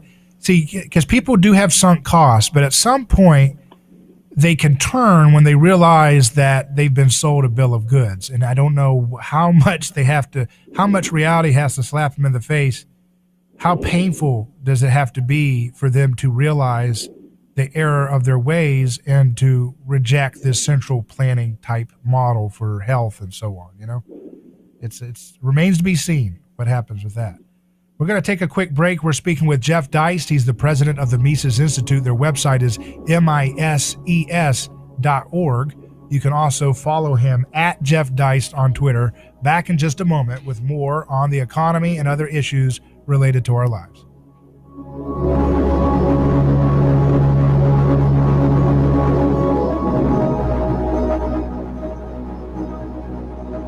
Hello, this is David Hronoski with A Neighbor's Choice. I've got a mission for you. I'm a big believer in eating family farm-raised, high-quality grass-fed beef. That's why I'm a frequent customer of White Oak Pasture, a sixth-generation beautiful farm in southwest Georgia. Support sustainable, delicious meat of the highest quality. Ask for White Oak Pasture's beef at your local grocery here in Florida, or go to whiteoakpastures.com, and first-time customers get 20% off on purchases with our exclusive coupon code NEIGHBOR. Who is your neighbor? Dave and Wally are team drivers for Oakley Transport. One day, they came across a very serious accident on the highway. Some might pass on by, but Dave and Wally saw there was no time to waste. They jumped into action and saved two people's lives with moments to spare. That's the kind of courageous love we need more of today. It reflects the respected culture Oakley Transport develops with their driving professionals. CDLA licensed drivers. Join Oakley Transport today for a rewarding career. Visit oakleytransport.com. That's oakleytransport.com.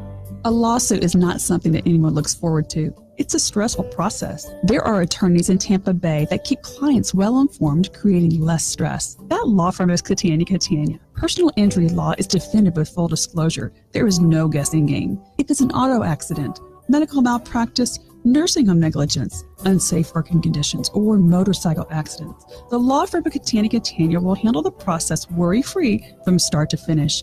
Many victims don't realize they have a claim for the loss until they talk to Catania. They only represent private individuals and treat every case as if it's going to trial. Putting families first is more than just a slogan. It's their way of practicing law. It's a commitment to you. Remember, they don't get paid if you don't get paid. So go to Catania.com. Over 28 years in practice. Catania, personal injury, auto, and motorcycle accident attorneys. Catania, putting families first. Office Tampa. Not attorney spokeswoman.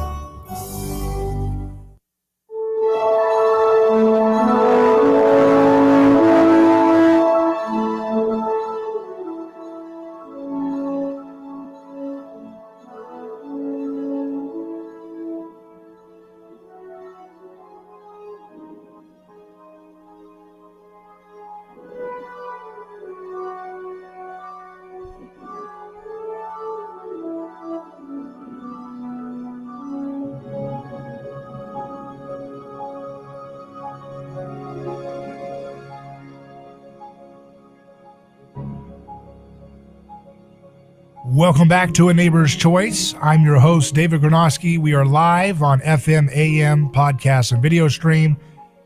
Shout out to our flagship and WHBO News Talk Tampa Bay across St. Petersburg and Clearwater. We're coming to you live, drive time, as you perhaps get off work or do what you got to do to get some food or whatever you're doing.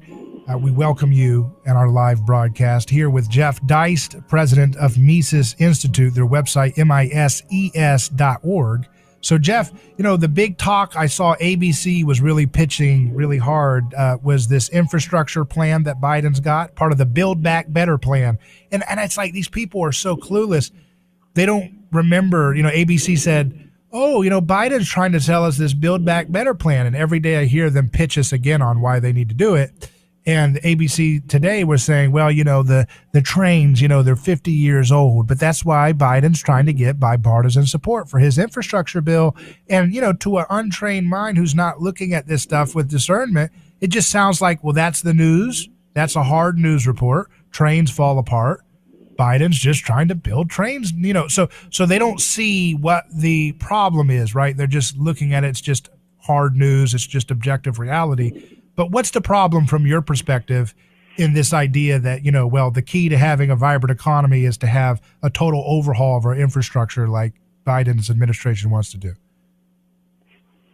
Well, you're right. It's an easy sell because infrastructure has this sound to it, like we're going to get something tangible. We're going to get new freeways and bridges and choo-choo trains, which the left seems to love. And let's be fair. The Republicans tend to just be the same, but 10% less. Mitch McConnell keeps saying, we're trying to get an infrastructure bill done. So Mitch McConnell isn't saying, all this government waste on so-called public works is at odds with our free market philosophy, and we're all voting no on any infrastructure bill. He doesn't say that, okay? So, let's just be fair. This is a political football, and this is something Biden campaigned about. But the problem is that, of course, not only is there inefficiency and waste and cronyism in any kind of government money that goes out to states or goes directly to contractors, but it's much worse than that. The reality is that there's really no such thing as government spending. It's all private money. When government gets a hold of some of it via taxes or creating money, it's just politically allocating how that money is spent rather than the marketplace allocating how that money is spent. So everything government spends, it got from production. It's a claim on the private economy's production. That means you and me. So whether that's something we've already produced and sent in taxes or whether it's something we'll produce in the future, government spending is just a claim on production. So by definition, every dollar they spend on this goofy infrastructure bill means less private sector production. Now, yes, there will be some government production out of it. Maybe they really will build some, buy some new Amtrak trains or whatever it might be. I mean, there will be some economic activity out of that. But you got to understand, a lot of that will just go to bureaucratic overhead.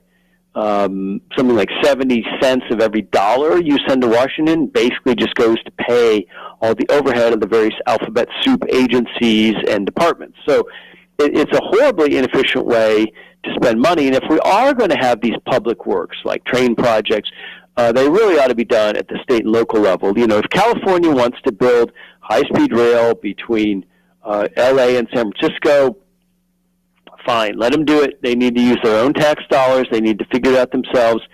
If certain states want to enter into compacts with one another and run trains across state lines, fine.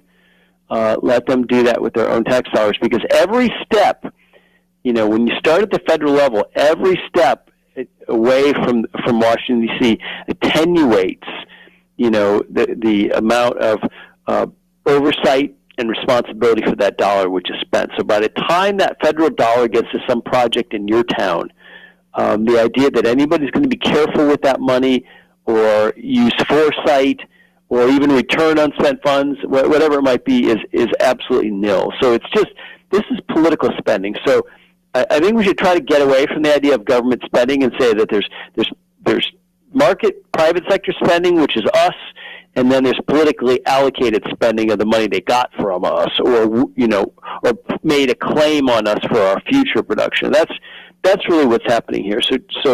So-called public works and infrastructure is, from my perspective, just basically a scam. Yeah, and it's, again, they keep billing this as part of their Build Back Better little theme that all the little rich elitists around these Western countries regurgitate over and over again. The other component, so it's this big deal about green infrastructure and switching over to a green economy. That's part of it. And then the other thing is, of course, they hate the meat. They hate red meat. There's a story in the Wall Street Journal that I saw you comment on Twitter. You said, is talking about this Wall Street Journal Beyond Meat CEO has a holy grail and it's fake bacon. So, and you said it's basically like a puff piece that's marketing and selling this plant-based goop. mixed with yellow peas and starch, and all trying to replicate the reality of beef that they can never replicate. And you said it kind of reminds you of how, they supposedly created an electric car industry, but they still have to do it with subsidies, and they're not having much success in getting that on its own. So is that going to be another one of those build back better industries where they're going to end up like creating all these government prop up, incentives to keep goop on a playing field with real meat? Right. Well, look, this is part of the progressive worldview. This is a deep-seated psychological element of the progressive worldview, and I just want to, as an aside, say there are left and right progressives, by the way. But this progressive worldview is that everything is interconnected, even things which are not connected whatsoever. So we've got climate change, we've got carbon emissions, we've got meat eating, we've got infrastructure, and we've got racial and social justice, we have feminism, we have indigenous Americans, we have capitalism, we have big, mean oil companies. All this comes together in this sort of toxic stew of good guy versus bad guy. And, we have to stop eating so much meat, because when we eat meat, we destroy the planet because it requires so many acres to create the feed for the cattle, and the cattle produce methane gas, and this is just endless. And, of course, none of this is true, but it makes for a nice story. And so I think the Beyond Meat thing is no joke. I think this is an industry that the left intends to prop up and promote and create a market, just like it did with solar and wind and hydrogen and electric cars. I mean, Eddie Rickenbacker was working on electric cars in the 1910s, and the industry was futzing around with batteries and life, and they couldn't figure it out, so combustion engines won the day. In the early American auto industry, when there were dozens or hundreds of companies competing, combustion engines won the day. And here we are in the 2020s, 110 years later, still futzing around with these batteries that don't have enough capacity. And we're filling landfills with them, and they catch on fire, So I'm not saying that there couldn't be a market or a valid industry for electric cars. I think there could be. But we don't have one now, and and the left is trying to push this against the market. Yeah. They're doing the same thing with Beyond Meat. I mean, this company, the CEO or founder of which was interviewed in the Wall Street Journal today, they have contracts with McDonald's. They have contracts with Yum Brands, which is Taco Bell, Pizza Hut, KFC. They've been around since 2009. This is not pie in the sky. I mean, they intend to have a significant portion of us eating fake meat. And why fake meat? I mean, why not just promote veganism or vegetarianism? Why don't we just eat Brussels sprouts all day, or string cheese? Well, the reason is because they know that meat is great and everyone loves it, and it's delicious, and it's appealing to something on a very visceral level with humans. I mean, if you look in our mouth, David, we have grinding flat molars in the back for all kinds of food, but we also have tearing canine teeth. So the reason they're trying to sell us fake meat is because they know we like real meat. And they got to come up with something to just transition us, because if you say just eat bugs or just eat churned up, vegetables in a pate, we wouldn't want to eat that. So they have to sort of take the next step. And I think this whole story about fake meat is just an excellent microcosm of progressive incrementalism. Drip by drip, step by step. Creating a world that they want and that we don't really want, we'd never get to vote on, we never get to decide for ourselves. I mean, that's the progressive playbook. Yeah, and they're making an ever-loving hell out of us, just like C.S. Lewis said, the moral busybodies, man, they're the worst, aren't they? They just can't leave people alone. Well, I'm going to have a beef burger tonight for sure. All right, sounds good. I'll do the same as well. So cheers to building back better burgers than ever before, right? Full of fat and saturated fat, all the stuff they tell us not to eat. Well, hey, Jeff, I really appreciate your time as always, and thank you for joining us. Thank you, David.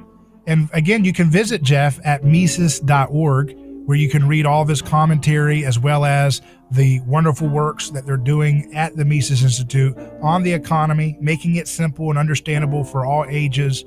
So it's a great resource I enjoy on a regular basis. And that's it for A Neighbor's Choice, folks. You can email me hello@aneighborschoice.com. I'm David Gronowski. Godspeed.